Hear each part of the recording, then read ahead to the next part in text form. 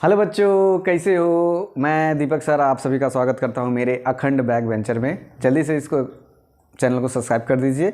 जब भी बात आती है चैनल के सब्सक्राइब करने की तो मैं थोड़ा सा हिचक जाता हूं, रुक जाता हूं कि क्या बोलूं, लेकिन यार कर दिया करो ना। तो चलो हम स्टार्ट करते हैं। Question number 9 S C. Verma friction. जब ये क्वेश्चन मैंने चलो स्टडी कर देते हैं। A body start slipping down an incline and move half metre in half second. ये क्या कह रहा है कि एक बॉडी है किसी ढलान से, किसी इंक्लाइन से, ऐसे इंक्लाइन से फिसलना स्टार्ट की, स्लिप करना स्टार्ट की और आधे सेकेंड में आधा मीटर चली गई है। उसके बाद क्या कह रहा है, how long will we take to move the next half metre. अब कितना समय और लगेगा कि आधा मीटर वो और पार करे। तो ये डायनेमिक्स में डालने का कोई, फ्रिक्शन में डालने का कोई बनता ही नहीं है। ये तो हमें काइनेमेटिक्स से हो जाएगा। पहले हम इसको काइनेमेटिक्स से सॉल्व करेंगे, फिर इसमें डायनेमिक्स में लगाएंगे और कहेंगे, दिखाएंगे कि वो क्यों यूज नहीं हुआ जो डायनेमिक्स वाला पार्ट है।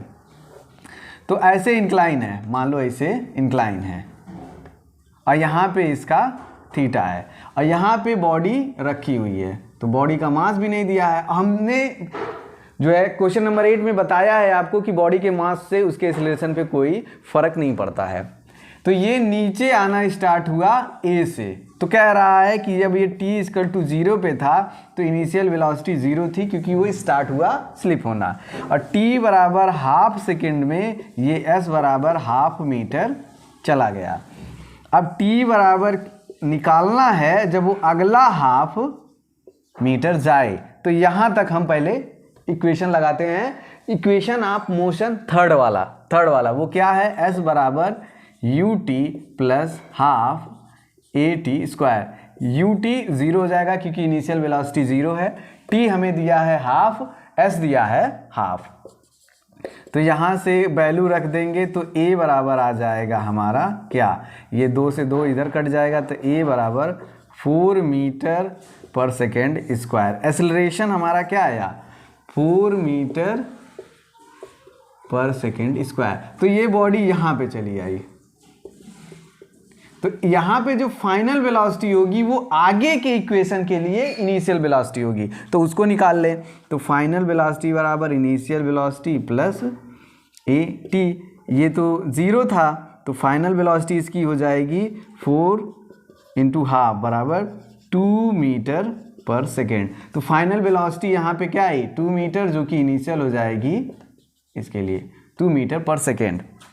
अब हम फिर थर्ड इक्वेशन लगाएंगे, लेकिन इस बार हम t के लिए लगाएंगे। तो इक्वेशन यही है, तो हाफ अब initial velocity 2 into T plus half 4 into T का स्क्वायर। तो ये अगर हम 2 से इधर मल्टीप्लाई कर दे तो 1 बराबर 4t प्लस 4t का स्क्वायर। 4 को कॉमन करके डिवाइड कर लें तो आ जाएगा t² प्लस t माइनस 1/4 = 0। ये इक्वेशन, अगर हम इस इक्वेशन को सॉल्व कर ले तो हमें t की वैल्यू आ जाएगी। तो हम यहाँ पे सॉल्व करते हैं, t² plus t minus half = 0। Shridharacharya लगाते हैं, -1 plus minus 1 minus 4 minus 1/4 into 2 क्या होता है श्रीधराचार्य। तो किसी भी क्वाड्रेटिक इक्वेशन के लिए अगर ax² plus bx plus c = 0 हो तो श्रीधराचार्य कहता है x = minus b plus minus b का स्क्वायर माइनस 4ac/2a। तो हमें a, b और c की वैल्यू रख देंगे तो हमें x की वैल्यू पता चल जाएगी। तो वही किया है। तो ये 4 ने 4 को काटा, माइनस माइनस प्लस हो जाएगा, तो आ जाएगा -1 प्लस माइनस √2/2। अब देखो, अगर इसके x की t की t1 वैल्यू जो आएगी -1 माइनस √2/2, जो कि गलत होगी क्योंकि टाइम कभी निगेटिव नहीं हो सकता है।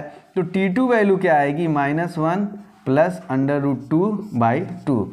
√2 की वैल्यू होती है 1.41/2, तो 1 इसमें से घट जाएगा तो 0.41/2 2 बराबर ये 0.207 के करीब आएगा सेकेंड, जो कि अप्रॉक्सीमेट लेने पे 2.1 सेकेंड आ जाएगा। तो ये हमारा समय आ जाएगा कि 0.21 सेकेंड में ये बॉलॉग अगला हाफ मीटर चला जाएगा। तो हमारे पास क्या मिटकाने वाला नोट कर लीजिए। तो ये रहा काइनेमेटिक्स से हमने आंसर निकाल दिया। अब हम इसमें इसको मिटकाते हैं और इसका हम डायनेमिक्स लिखते हैं, जो कि कहीं पे इसका यूज नहीं होगा, बल्कि ये समझ में आएगा कि इसका एक्सेलरेशन किस तरह उस पर डिपेंड कर रहा है। तो हमने एक क्वेश्चन लगा दिया है, लेकिन हम इसकी डायनेमिक्स को लिखेंगे। इसके किसके लिखेंगे? डायनेमिक्स को लिखेंगे। तो यही है, इस ब्लॉक को जो है हम यहाँ पे बनाते हैं बीच में, इधर ये कुछ इस तरह से इंक्लाइन है, ये थीटा है और ये ब्लॉक m का इधर है। तो mg इसका नीचे लगेगा और इस mg का 2 कंपोनेंट हो जाएगा क्योंकि इंक्लाइन पे है। तो ये थीटा हो जाएगा और ये ऐसे 2 रेजोल्यूट हो जाएंगे। तो ये एक रेजोल्यूशन क्या आएगा? mg cos थीटा आएगा और एक mg sin थीटा आएगा। एक कंपोनेंट बैलेंस करेगा इसके नॉर्मल को, n को, और एक कंपोनेंट इसको क्या देगा? एक्सेलरेशन देगा। क्योंकि अगर ये रफ सरफेस होगा और इसका म्यू दिया हो, friction mu S friction coefficient दिया हो, तो अगर ये नीचे ए एक्सेलरेशन से आ रहा है बॉडी, इतना अगर इसके पास एक्सेलरेशन मिल जाए, इतना फोर्स मिल जाए, तो इसको अपोज करेगा फ्रिक्शन एफ एस। अब फ्रिक्शन की चाहत ये होती है कि 2 प्रेमियों के बीच में क्या हो? संबंध बना रहे हैं। लेकिन क्या होता है भाई, ब्रेकअप तो होना ही होता है, फोर्स ज़्यादा लग जाए। जैसे गर्लफ्रेंड बॉयफ्रेंड है तो पिताजी का फोर्स लग गया तो वो तो टूटना ही है। तो वो जीवन की सच्चाई है, तो इसकी भी यही सच्चाई है। तो लेकिन अपने फोर्स भर के गर्लफ्रेंड और बॉयफ्रेंड दोनों फोर्स लगाते हैं अपनी स्ट्रेंथ भर के कि हम दोनों अलग नहीं होंगे, लेकिन फिर भी अंत में जीत कौन जाता है? बाप जीत जाता है। तो अगर mg ज़्यादा है, mg sin थीटा, तो वो जीत जाएगा। तो फ्रिक्शन रोकेगा, लेकिन एक्सेलरेशन नीचे की तरफ ज़्यादा है तो नीचे आएगा, तो फ्रिक्शन पीछे लगेगा, क्योंकि इसी को तो रोक रहा था। तो अब क्या होता है कि एफ एस की वैल्यू होती है म्यू एस इंटू एन, और ये लिमिटिंग फ्रिक्शन होता है, ये मैक्सिमम फ्रिक्शन है। लिमिटिंग फ्रिक्शन इतना लगता है। तो ये पहला चीज़ हो गया। अब इस डायरेक्शन में हम फोर्स को बैलेंस करेंगे, तो mg sin theta minus F S बराबर m इंटू ए। ये बाप है, लिख रहा है माँ, लेकिन ये समझ लो बाप है। तो अब देखो एफ एस की वैल्यू यहाँ से लिख देंगे। n की वैल्यू हमें पता है, n की वैल्यू क्या है? n की वैल्यू हमने यहाँ बैलेंस किया हुआ है, तो यहाँ पे पहला इक्वेशन ये होना चाहिए, और n की वैल्यू है mg cos theta.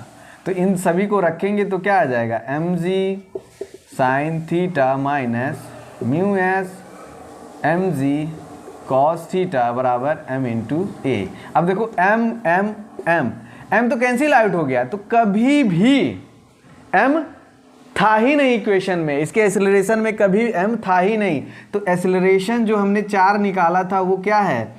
g common ले लिया जाए तो sine theta minus mu cos theta. तो हमें थीटा और म्यू पता होगा तब ना हम ये निकाल पाएंगे, और जबकि ये दोनों नहीं दिया था इस क्वेश्चन में, तो ये तो डायनेमिक्स है और वो दिया ही नहीं, तो हमें पूरी तरह से काइनेमेटिक्स लगा के इसको निकालना था। तो मैंने इसीलिए बोला था कि ये काइनेमेटिक्स का क्वेश्चन है, डायनेमिक्स का नहीं। Okay, thank you very much.